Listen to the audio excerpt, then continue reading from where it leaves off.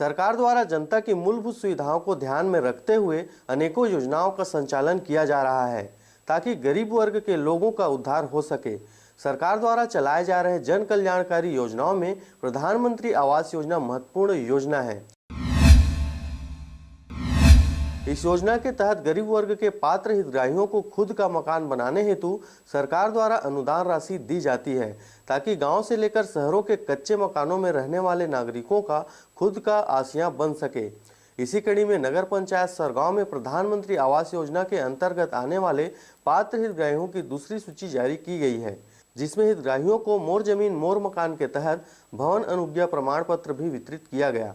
वहीं इस मौके पर नगर पंचायत अध्यक्ष, सीएमओ व पार्षद उपस्थित रहे। प्रधानमंत्री आवास योजना 2016 से लागू की गई है, जो कि 2022 तक चल रहा है। इसमें कच्चे मकान, कच्चे छत वालों को मकान दिया जाना है। आज जिसके तहत नगर पंचायत सरगांव में 67 लगभग हितग्राहियों को स्वीकृति प्रदान की जाएगी। 70 लोगों का आज वर्क ऑर्डर दिया जाएगा और उसके बाद धीरे धीरे और जारी किया जाएगा और हितग्राही आए हैं उनको वितरण किया जाएगा उनका आवास का। ये भवन निर्माण अनुज्ञा पत्र भी जारी करेंगे और एक तत्काल चालू होगा। इसके बाद 104 हितग्राहियों का एक हफ्ते के अंदर भी भवन निर्माण अनुज्ञा पत्र जारी करेंगे।